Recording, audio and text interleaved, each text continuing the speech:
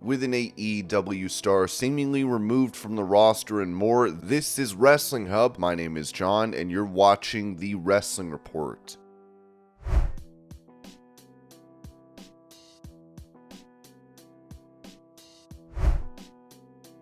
During a dark match after SmackDown went off the air, Drew McIntyre would defeat Karrion Kross. Here's the clip.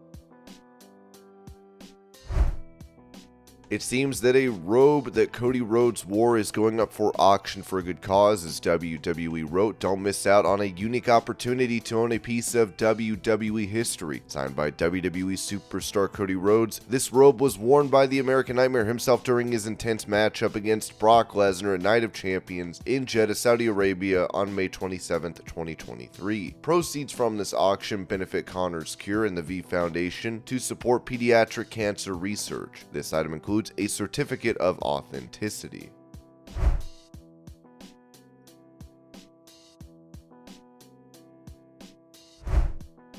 Suggesting what AEW should do with all this backstage turmoil surrounding CM Punk, Booker T noted on his Hall of Fame podcast. Let me tell you this, remember the Brawl for All? There's money to be made here. There's money to be made. Look, you can make the rules however you want it, but I'm just trying to think of a third string of revenue.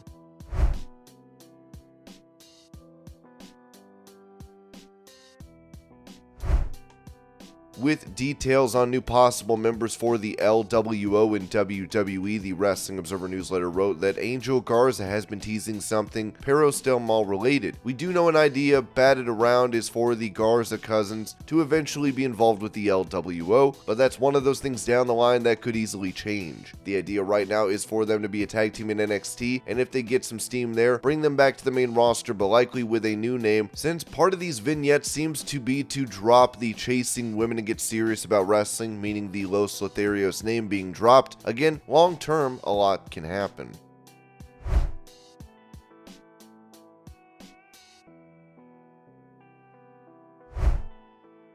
Talking about his in-ring career coming to an end after losing to EC3 at NWA 75, Tyrus said this to Fox News. Well, as you can see, I'm 12 pounds lighter, no belt. EC3 was the better man and we fought like hell, but it was his time. Although I'm retiring from in-ring life, I'll always be a part of the NWA. Billy Corgan is a tremendous promoter and owner. I'm still going to be a part of that, maybe help some of the young guys. Maybe steal a page out of you and the great Jim Brown doing a little commentating. Honestly, it came down to I wanted to keep wrestling so all my kids could see me wrestle. I've been wrestling for 20 years and it opened so many doors for me. The WWE, Impact Wrestling, Japan. I was a little chubby kid who wanted to be like his heroes, Dusty Rhodes and Mr. Wonderful Paul Orndorff and Aku, Andre the Giant, and I did that. I accomplished those things and I was able to use that platform to establish myself here, to become an author, and it was just you get to a point as an athlete where it's subtraction by addition. Your career, to be a great wrestler, you got to go 300 days a year, you got to train, you got to do those things. The NWA is growing and they got live events now and they're doing all of these things. My job was to promote. I was the NWA champion. It's a small list. They can never take that away from me and it was just time. I talked to my family about it. My kids voted and they said that's one less weekend that daddy is gone. It was unanimous. When I was bodyguard for Snoop, I had a job for life. He said, "You're just not a guy to stand behind people. Go be a star." The first time I was with WWE, I didn't make TV. The second time, it was lightning in a bottle thanks to Triple H and Vince McMahon, Stephanie McMahon, Bill DeMott, Mike Rotunda, Steven Regal, Arn Anderson, and of course Dusty Rhodes. Another thing was sometimes in entertainment and sports, reality shows up, and I had a live event as I do stand-up comedy shows which are selling out all over the country, and those don't hurt as much as wrestling. I was getting ready to do my stand-up show, and one of the guys I broke in with and sweat with and traveled with and had dreams of retirement with, Wyndham Rotunda, had passed away. You know him as Bray Wyatt, and I had to go out and do my thing, and it just really said I'm making the right decision this time. It's bittersweet. One of the things that was really cool, the match was over and my boys came out in the ring with me. I'm so thankful for my time in wrestling and how much it gave to me.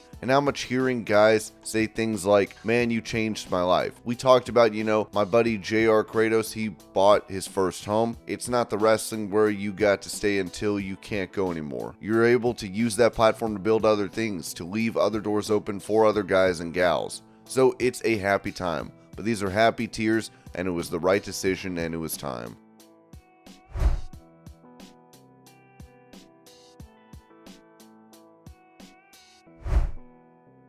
When asked if there was a time where he ever thought about quitting professional wrestling, LA Knight told Interstate 70 Sports Media, there was never a point where I seriously thought I should go do something else, but there was a point where I thought I'm gonna have to go do something else. For the first 10 years going through my 20s, I was broke as hell trying to get this whole thing done, working several jobs, rather odd side jobs and stuff, just to kind of get myself by, to kind of make this work. But at that point in time, I'm in my 20s, so at that point, I'm never thinking any of that. I'm just thinking I gotta keep pushing forward. Even though I had other people in my car, family, friends, girlfriends, whatever, they're like, what if you just made it a hobby and then you just did? I said, no, that's not for me. Once I hit 30, things just started to pick up for me. That's when I finally started getting paid to be a wrestler. I went to NXT for the first time, then I was in Impact, then in WA. I was getting paid pretty well at all those places, to the point where, okay, things are working, things are clicking, but I still needed to get bigger. I still needed to get on a large level. Then I had an opportunity to just come back to WWE starting back in 2016, but the pay would have been a cut from what I was making, and I never made the kind of money that Impact was paying me at the time, so I was like, well, let me at least make this for a couple more years and then we'll entertain the idea. By that point in time, you're looking at a 36, 37-year-old guy. Some people look at that number, that's a little scary, but you have to look at me and realize that I don't have a big injury history. I don't have a big surgery history. Knock on glass or whatever this is here. So with that in mind, even though the number says 40, in a lot of ways in this business, I'm operating more on like a 30-year-old's body, if that makes sense. But the optics of that are not good. So, when I'm 38 and the pandemic's happening, I'm thinking, all right, it's over. Now I got to figure out what's the next step. What's the next thing that I do? Because at this point, the world is falling apart. They're not going to bring me in, especially with my age here. I kind of just took that mindset and said, well, if that's the thought, then screw it. Let's just make one more overture and see what the temperature is. I did that. Got that little window of opportunity.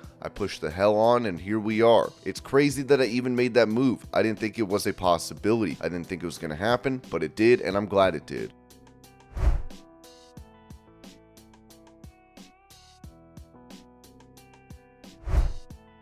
Speaking about potentially winning a world title in WWE, LA Knight said this to review STL. It's necessary for me. People might have different philosophies of whether it's necessary for you to be popular. No, maybe it's not necessary to be popular, but for me, to be where I want to be and do what I want to do, I think it's very necessary, because you can't be in those conversations as far as who's the best now or maybe even possibly all time unless you've held those titles. So is it necessary from a popularity standpoint? Maybe not, but is it necessary for me and what I want to accomplish? Yeah.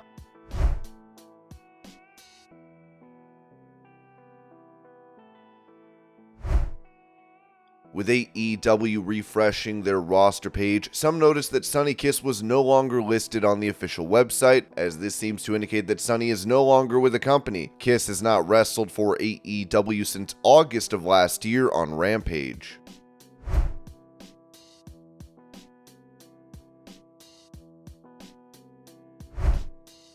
During SmackDown, WWE commentator Corey Graves said this about Roman Reigns adding new members to his faction, as he said, the Bloodline are as deep as they are dangerous. Jay does not want to be here. There could be a nephew or cousin waiting in the wings there to come in and wreak havoc.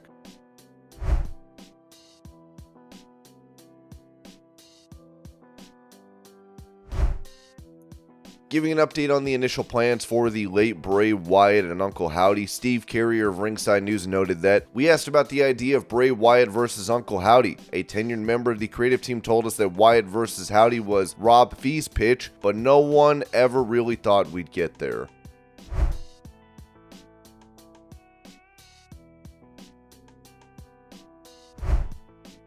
Asked if he'd like to see Edge in AEW, Jim Ross said on his Grilling JR podcast, "Of course it is. That's a no-brainer. In all the time that I was around the talent this past weekend, I never heard one talent ask me about Edge. It just didn't come up. It was business at hand to take care of. Maybe after the show at the after party, which I did not attend, it'd be great. I haven't given it much thought. How about Edge and Kenny Omega? Edge and Will Ospreay? There are a million ways to monetize this potential, but I don't have any inside information. I don't know if it's even feasible. I have heard through the grapevine that WWE has an offer on the table for him that is significant, as it should be. I don't know. I think it would be a long shot at very best that Edge comes to work at AEW. I signed him and Christian on the same day together back in the day to the grandiose salary of $210 a week. They were indie wrestlers from Toronto, so they weren't making any money. Not only did I do that, I think I might have advanced them some cash. I know that I paid off Edge's college debt. I remember doing that. We wrote the college check to pay for his student loans. WWE paid for Edge's student loans, thanks to JR. I thought it was the right thing to do."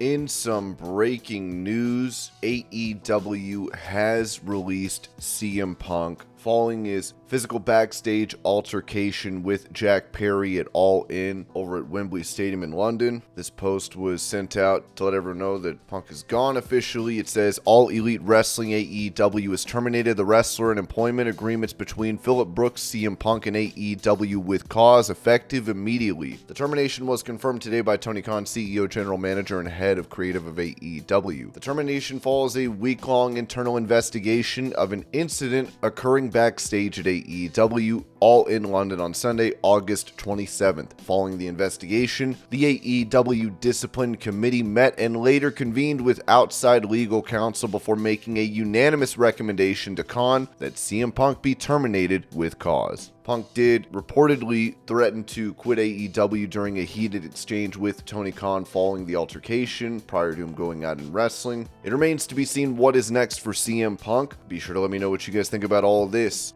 And this was your pro wrestling news update. I hope you're all having a great day. Thank you so much for watching, and I'll see y'all later.